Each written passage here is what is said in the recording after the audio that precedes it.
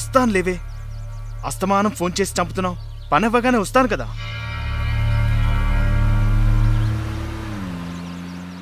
ఏయ్, నేను తొందరగా వస్తానని చెప్తున్నాను కదా. ఇంకోసారి ఫోన్ చేసావంటే చంపేస్తాను. పెట్టే ఫోన్.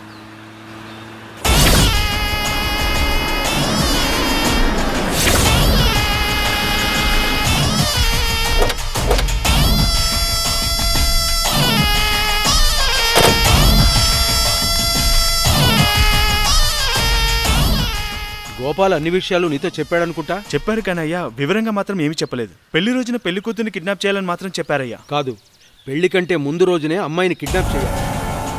మొదటి రోజునే అలా చేస్తే అసలు రిసెప్షన్ అనేదే జరగకుండా ఆపేయగలం. అప్పటినుంచే వాళ్ళు పడే బాధంతా మేం కళ్ళారా చూడాలి. రిసెప్షన్ జరిగే రోజున సాయంకాలమే కిడ్నాప్ చేయాలి. ఎప్పుడు ఎక్కడనే వివరాలు చెప్తే సరిపోతుంది. రిసెప్షన్ రోజున మార్నింగ్ అమ్మాయిని తీసుకుని బ్యూటీ పార్లర్కి వెళ్తారు. బ్యూటీ పార్లర్ నుంచి తిరిగి వచ్చేటప్పుడు ఆ అమ్మాయి నీ కారులోనే ఎక్కుతుంది. అదేలా అయ్యా, కరెక్ట్ గా నా కారు ఎక్కుతారు. అవన్నీ నేను చూసుకుంటానులే కానీ నీ కారులో ఎక్కిన అమ్మాయిని నువ్వే కిడ్నాప్ చేసి తీసుకువెళ్ళాలి. ఇందులో నీకేమైనా డౌట్లు ఉన్నాయా? పెళ్లి కూతురుతో చాలా మంది వస్తారు కదయ్యా. మిగతా వాళ్ళని ఎలా డైవర్ట్ చేయాలో నేను చూసుకుంటాను. పెళ్లి కూతురుని ఎప్పుడు కిడ్నాప్ చేయాలో ఆ రోజు పొద్దునే నేను చెప్తాను. ఏంటయ్యా చెప్పిందంత అర్థమైంది కదా? అర్థమైందయ్యా. ఆ పెళ్లి కూతుర్ని 3 రోజులు మేం చెప్పిన చోటే దాచిపెట్టాలి. ఆ అమ్మాయిని హత్య చేయమని చెప్పడం లేదు, ఓన్లీ కిడ్నాప్ చేయమని చెప్తున్నాం. మాకు కావాల్సింది ఆ అమ్మాయి పెళ్లి ఆగిపోవాలి అంతే. ఆ తర్వాత అమ్మాయిని వాళ్ళు ఎవరికిచ్చైనా పెళ్లి చేసుకొనివ్వండి. మా తమ్ముడు కొడుకుతో మాత్రం ఆ అమ్మాయికి పెళ్లి జరగదు. నాకు అర్థమైందయ్యా. ఫోన్ ఎత్తి మాట్లాడవయ్యా. లేదయ్య గారు, పర్వాలేదు. పాపం ఎవరో అర్జెంటుగా ఫోన్ చేసి మాట్లాడు. పర్వాలేదయ్యా, మా ఆవిడే. ఆవిడే కదా ముఖ్యం, ముందు మాట్లాడు. పర్వాలేదయ్యా, తర్వాత మాట్లాడతాను. ఏమైందయ్యా, ఇంట్లో ఏమైనా ప్రాబ్లమా? అట్లాంటిదేం లేదయ్యా. ముందు విషయం ఏంటో చెప్పి చావచ్చు కదా. మా బిడ్డని హాస్పిటల్లో జాయిన్ చేశానయ్యా. మా ఆవిడ అందుకే హాస్పిటల్ నుంచి ఫోన్ చేస్తుందయ్యా. వెంటనే డబ్బులు కట్టాలంట.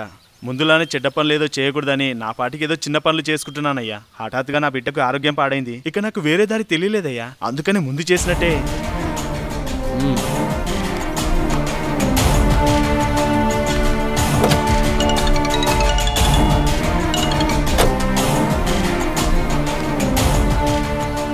అన్నయ్య, వాడికి ఇవ్వు.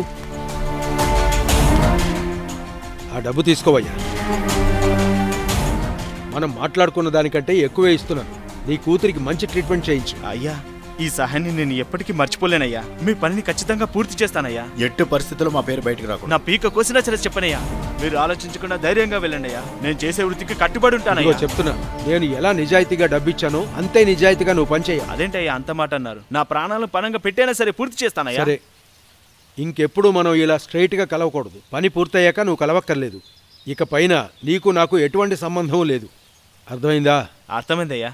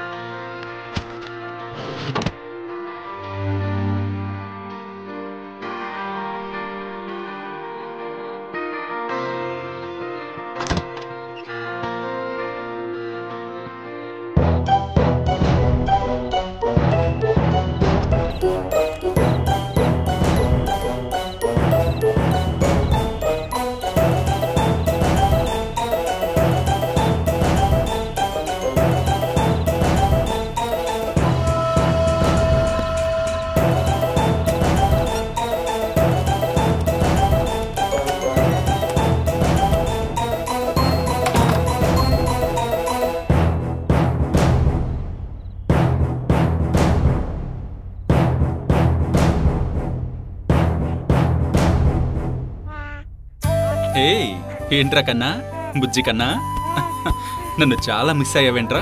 చూచు చూచు మిస్ అయ్యానంటావా?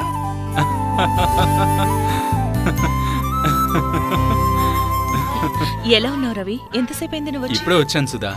బస్సు కొంచెం లేట్గా వచ్చింది. ఏమంటున్నారు మీ ఫ్రెండ్? వాళ్ళ అమ్మని పూర్ణాని కొట్టమని చెప్తున్నాడు. ఎందుకు? మేమేం చేసామని? నేను ఊర్లో లేకపోవడం వల్ల వీళ్ళని సరిగా చూసుకోలేదట, అంతే కదరా? అంటే వీడు ఇప్పుడే నీతో కంప్లైంట్స్ చెప్పడం మొదలెట్టేశాడా? మరి అవును కదా, ఫస్ట్ నాతో చెప్పకుండా వీడు ఇంకెవరితో కంప్లైంట్ చేస్తాడు? ఏంట్రా, నాతోనే కదా నువ్వు చెప్తావు? ఏంటి చెప్పరా, నాతోనే కదా చెప్పేది? బుజ్జి నాన్న. ఇంకా చెప్పరా, నిన్ను పట్టించుకోకుండా వదిలేసిన వీళ్ళకి మనం ఏం పనిష్మెంట్ ఇద్దాం చెప్పు? చెప్పరా నాన్న.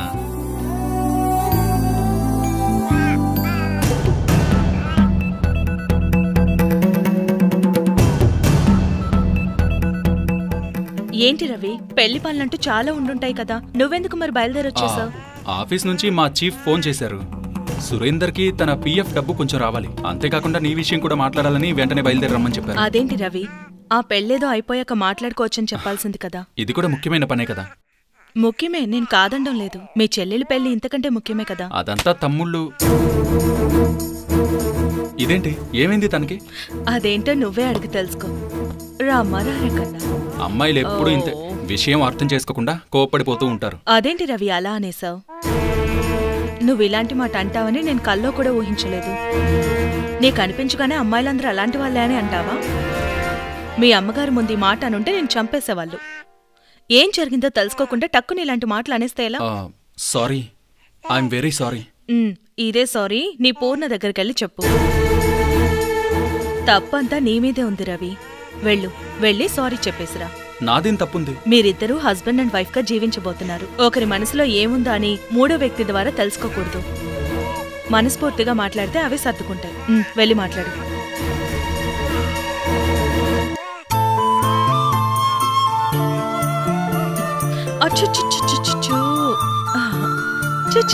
ఏంట్రా నా బంగారం? పూర్ణ, ఏంటి నా మీద కోపమా? నాకేం లేదు. నిజంగానా? లేదంటున్నానా? మరి నీ మొహం ఏంటి అలా ఉంది? అది నేను పుట్టినప్పటి నుంచి అలాగే ఉంది. పక్కకు తప్పుకోండి. హే పూర్ణ, పూర్ణ, పూర్ణ, ఒక్కసారి ఆగు. ఇలా చూడు, మొహం అలా ఉంది ఏంటని అడగడంలో అర్థం నువ్వు కోపంగా ఉన్నావేమో అని. లేదు, నేను బాగానే ఉన్నాను. నా మీద ఏదైనా తప్పుంటే దానికి సారీ. సారీ, ఇక చాలా. చూసావా సుధా ఎలా బిహేవ్ చేస్తుందో? నేను ఇప్పుడే కదా నీకు చెప్పాను, ప్రేమతో మాట్లాడుకున్నా సరే గొడవలు పడ్డా సరే మీ మధ్యలో ఇంకొకరు రాకూడదని. తనేమో నాతో మాట్లాడడం లేదు కదా. నేను వచ్చినప్పటి నుంచి మొహం ముడుచుకుని కూర్చుంది. నేను అంత పెద్ద తప్పేం చేశాను? ఇంతకు ముందు తను ఇలా ఉండేది కాదు సుధా. మనసులో ఏదో ఉంచుకునేలా ప్రవర్తిస్తుంది. ఇలా చూడు, ఇలాంటి పట్టుదలకి పోతే నేనేం నిన్ను బాగు చేయలేను. నీకేంటి అసలు సమస్య? ఏమీ లేదని ఒకసారి చెప్పాను కదా. ఎందుకని నువ్వు ఇలా నాకు మనశ్శాంతి లేకుండా చేస్తున్నావు? ఎవరు? నేనా? నేనే మనసులో ఏదో అనుకుని మీ మనశ్శాంతిని పాడు చేస్తున్నానా? మీ మనసులోనే ఏదో ఉంది, అందుకే మీరు ఇలా ప్రవర్తిస్తున్నారు. నేనేం తప్పు చేశానని ఇప్పుడు? ఊరికి వెళ్లారు కదా, నాకు ఒక్కసారైనా మీరు ఫోన్ చేశారా? పెళ్లి పనులు ఎక్కువగా ఉండి కొంచెం బిజీగా ఉన్నాను, దానికే ఉంది. నేను మాట్లాడినప్పుడు కోపంగా మాట్లాడి కట్ చేశారు. ఓ, ఇదేనా నీ గొడవంతా? ఇదిగో ఇప్పుడు కూడా నన్ను తీసి పారేసినట్టే మాట్లాడుతున్నారు. నేను ఫోన్ తీయకపోతే నువ్వు ఇంకొకరి ఫోన్ నుంచి చేసావు కదా, అది తప్పు కదా, అందుకే నేను కోపడ్డాను. నేను ఒకసారి ఫోన్ తీయకపోతే మీరు సుధా ఫోన్ కి చేసి మాట్లాడారు కదా, మరి అది తప్పు అనిపించట్లేదా? నువ్వు ప్రతీకారం తీర్చుకుంటున్నావా? ఇప్పటికి కూడా మీరు చేసింది తప్పని మీ మనసుకు అనిపించట్లేదా? నాదే తప్పు, నేనే మీ వెనక రాసి పూసుకొని తిరుగుతున్నాను కదా, అదే తప్పైపోయింది. నేనే పిచ్చి పట్టి మీ వెనకాల తిరుగుతున్నట్టు మీరేమో తప్పించుకొని తిరుగుతున్నట్టు అనిపిస్తుంది. వద్దులేండి, ఇక నుంచి మీకు ఎప్పుడైతే మాట్లాడాలనిపిస్తుందో అప్పుడే మాట్లాడండి. ఇప్పుడు మాత్రం వదిలేయండి.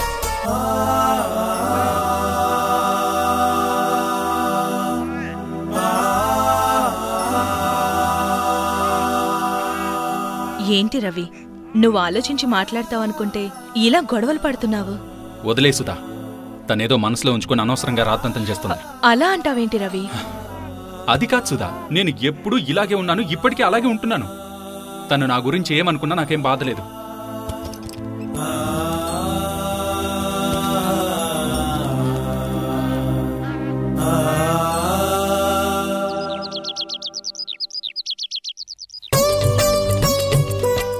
ఎవరి డ్రెస్ వాళ్ళు తీసుకుని ముందే జాగ్రత్త పెట్టుకోండి.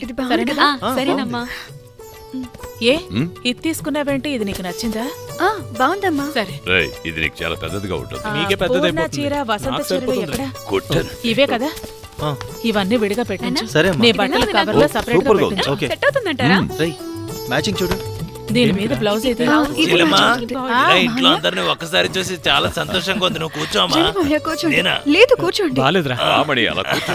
ఇదిగో ఏంట్రా అమృత, తొందరగా రమ్మని ఫోన్ చేసావు? ఏం లేదన్నయ్య, అందరికీ పెళ్లి బట్టలు కొని తీసుకొచ్చాము. ఈ పెళ్ళంతట్లో కల్లా పెద్ద పని ఏంటంటే బట్టలు కొనడమే. అది పూర్తయిందంటే సగం పని పూర్తయిపోయినట్టే. అందరికీ బట్టలు తీసుకున్నాం, వదినికి మహీకి బట్టలు తీసుకోవాలి. నేనే ఏదో ఒకటి తీసుకొచ్చేదాన్ని, కానీ వదిన ఏవైనా వంక పెడతారేమోనని. నేను డబ్బు ఇచ్చేస్తాను, నువ్వే వాళ్ళకి నచ్చినవి కొనిచ్చే అన్నయ్య. అడుగు మనుషులకి ఇప్పుడు కొత్త బట్టలు అవసరం అంటావమ్మా? అన్నయ్య నువ్వేం మాట్లాడుకో, నేను డబ్బులు ఇస్తాను. ఏమన్నావు? డబ్బిచ్చి దరిద్రాన్ని కొని తెచ్చుకుందాం అనుకుంటున్నావా? అలా మాట్లాడతావేంటన్నయ్య? అమృత, వాళ్ళిద్దరూ ఈ పెళ్లికి అసలు రాకుండా ఉంటే బాగుంటుందని వేడుకుంటున్నాను. నువ్వేంట్రంటే బట్టలు కొంటానని. అదేం కాదులే మణి, నువ్వు అలా అనడం చాలా తప్పు. పరమేశ్వర మాస్టర్ ఇంట్లో మొదటి వివాహం జరుగుతుంది, మేనమావని పక్కన పెట్టేశారనే పేరు రాకూడదు. ఇక మీరు ఆగండి బావా, నేను లేకుండా ఈ పెళ్లి ఎలా జరుగుతుంది? మొత్తం పెత్తనమంతా నాదే కదా. నువ్వు చూసుకుంటావు, నేను కాదని చెప్పటం లేదు, కానీ నువ్వు కుటుంబ సమేతంగా వస్తేనే కదా నీకు గౌరవం, సంతోషంగానూ ఉంటుంది. అమృత, నక్క కాటికెళ్తే ఏంటి, అడవికెళ్తే ఏంటి, మీద పడి మనల్ని చంపకుండా ఉంటే చాలు. ఎందుకు మీరు అనవసరంగా గొడవల్ని కొని తెచ్చుకోవాలనుకుంటున్నారు? అన్నయ్య, నువ్వెయ్యి మాటలు చెప్పినా కూడా నా మనసు వినిపించుకోదు. వదిన మహి లేకుండా ఎలా అన్నయ్యా? అవును మణి, గణేష్ వాళ్ళ చిన్నాన్న పెద్దనాన్న కుటుంబ సమేతంగా రావాల్సిందని మేం పోరాడుతున్నాం. వాళ్లే ఒప్పుకున్నప్పుడు దేవి మహి లేకుండా ఎలా జరుగుతుంది? అయ్యో ఇలా చూడు బావా, వాళ్ళందరూ మీరేం చెప్పినా కూడా వినే మనుషులు, కానీ వీళ్ళు పిశాచులు బావా. మన ఇంట్లో శుభకార్యం జరుగుతుంటే పిశాచుల్ని కూడా మనం తెచ్చిపెట్టుకుంటామా? ఏంటనియా నువ్వనేది? నేనేం చెప్పినా కూడా దానికి వ్యతిరేకంగానే మాట్లాడతావేంటి? అది కాదు అమృత, నువ్వింకేమీ మాట్లాడుకో. వదిన మహిళలు ఇద్దరూ ఈ పెళ్లికి తప్పకుండా రావాల్సిందే. ఇలా చూడమ్మా, నువ్వు పిలవమని చెప్పకముందే నేను వాళ్ళని అడిగాను. దానికి వాళ్ళు ఏమన్నారో తెలుసా?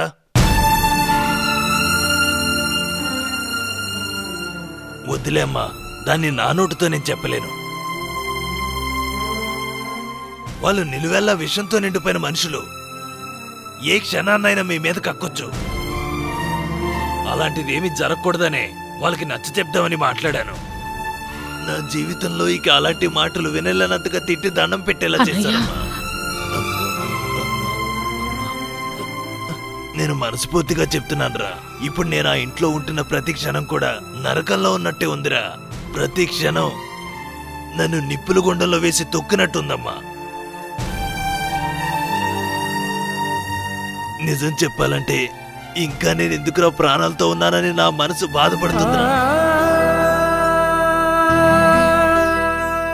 నేను ఆశపడినట్టే గణేష్కి ఐశ్వర్యకి పెళ్లి జరగాలి.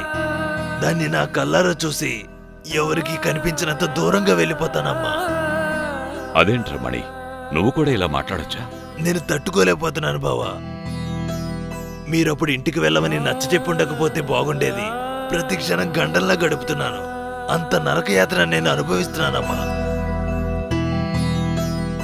నా వల్లే కదన్నయ్య మీకిన్ని కష్టాలు. ఇవన్నీ చెప్పి మీ మనసులు బాధ పెట్టకూడదని అనుకున్నాను, కానీ వేరే దారిలాగా చెప్పాను.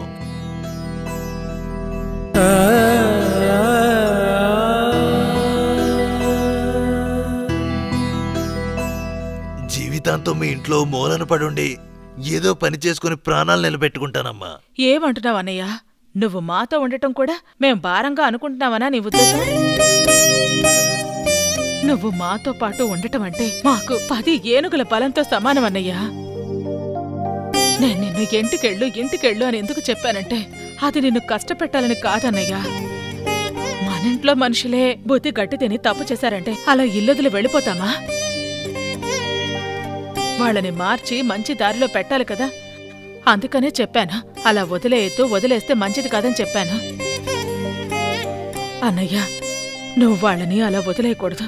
వాళ్ళు మనసు మార్చుకుని మంచి మార్గంలో నడవాలి. నువ్వే వాళ్ళని ఈ పెళ్లికి తీసుకురావాలి. మన ఇంట్లో శుభకార్యం అంటే వాళ్ళు లేకుండా జరగకూడదు కదా. నువ్వు తప్పకుండా వాళ్ళని తీసుకురావాలి. నువ్వేమో దాని గురించి మంచిగా ఆలోచిస్తున్నావు, కానీ అది ఇప్పుడు ఏం చేస్తూ ఉంటుందో నీకు తెలుసా? ఏంటమ్మా నువ్వు నన్ను ఇలా ఇబ్బంది పెడుతున్నావు? మిమ్మల్ని నమ్ముకునే వచ్చానండి. సరేలే, కానీ నువ్వు ఇలా అడగటంలో న్యాయం ఉందని నీకు అనిపిస్తుందా? నువ్వింకా మొదటి నెల వడ్డీనే ఇవ్వలేదు. అంతలోనే ఇంకో 10 లక్షలు ఇవ్వమంటే నేను ఎలా ఇవ్వగలను చెప్పు? నా మీద మీకు నమ్మకం లేదా? ఎటువంటి వడ్డీ వ్యాపారస్తుడైనా మనిషిని నమ్మి ఎక్కడా డబ్బులు ఇవ్వడమ్మా. నన్ను నమ్మక్కర్లేదు. నా ఇంటి పత్రాలు మీ దగ్గరే కదా ఉన్నాయి, వాటిని నమ్మండి. అలాగని తోచినప్పుడల్లా వచ్చి డబ్బు అడుగుతారా? లేదు, చివరిసారిగా ఈ ఒక్కసారికి మాత్రం అప్పు ఇప్పించండి. నువ్వనేది బాగానే ఉందమ్మా, అయినా కానీ 10 లక్షలంటే చాలా కష్టం. మా ఇంటి విలువ ఎంత ఉంటుందనేది మీకే తెలుసు. నువ్వేంటమ్మా అమ్మేటట్టు బేరపడుతున్నావు? తాకట్టే కదా పెడుతున్నావు. అందుకే ఇంకో 10 లక్షలు ఇమ్మని అడుగుతున్నాను. సరే, డబ్బు ఇవ్వడానికి నాకేం అభ్యంతరం లేదు, కానీ వడ్డీ డబ్బు ఎలా కడతావు? అదెలాగైనా కట్టేస్తాను అన్నయ్య. అదేంటమ్మా నువ్వు పెళ్లిలో కట్నం డబ్బులు వస్తాయి, వాటితో విడిపించుకుంటాననే కదా తాకట్టు పెట్టావు. ఇప్పుడు ఆ పెళ్లి కూడా అయిపోయింది కదా, ఎలా కడదామని మరి? దాని గురించి మీరు ఆలోచించకండి, నేను ఎలాగైనా కట్టేయగలను. ఎందుకైనా మంచిది ఒకసారి మణికంటకి చెప్పంటావా? అయ్యయ్యో, దయచేసి అది మాత్రం చేయకండి. నన్ను నమ్మట్లేదు. ఆ ఇల్లు నా పేరు మీదే కదా ఉంది, అది నమ్మొచ్చు కదా.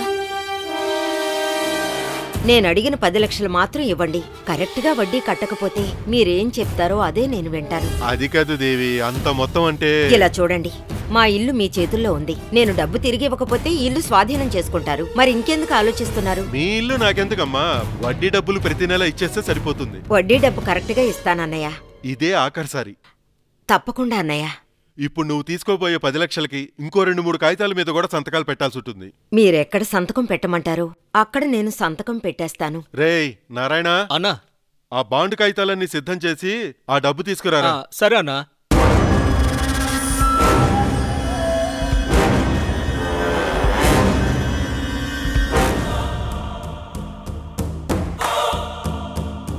ఇదిగో అన్నా. ఇదిగో తీసుకో. ఇదిగోమ్మా.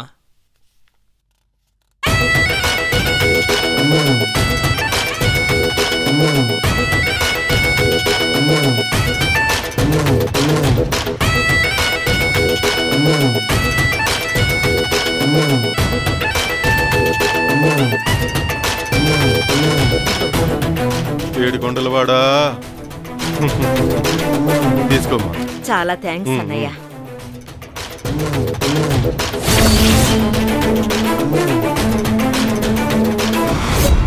ఏంట్రా కన్నా?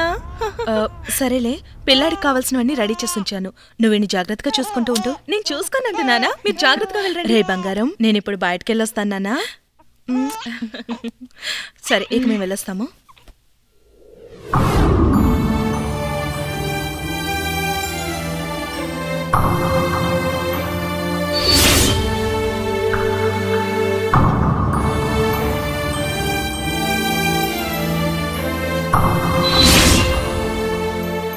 పూర్ణ, నా సూట్ కేసులో ఇన్విటేషన్స్ బ్యాగ్ ఉంది, అది ఇలా తీసుకురా.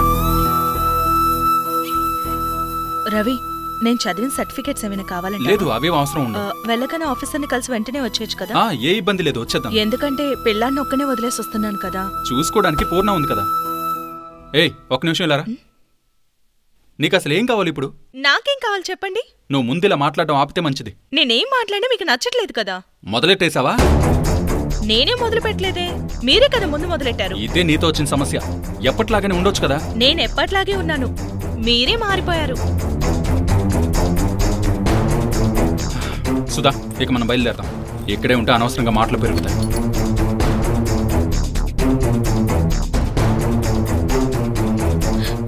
అదేంటి పూర్ణ, నువ్వు కూడా మాటకి మాట సమాధానం చెప్తున్నావు. దాన్ని వదిలే. సరే, నువ్వు నా మీద కోపగించుకోకు. పిల్లాన్ని జాగ్రత్తగా చూసుకో. ఏమైనా అవసరమైతే ఫోన్ చేయి, నేను చూసుకుంటాలే. మీరు జాగ్రత్తగా వెళ్ళి. సరే, వెళ్ళొస్తాం.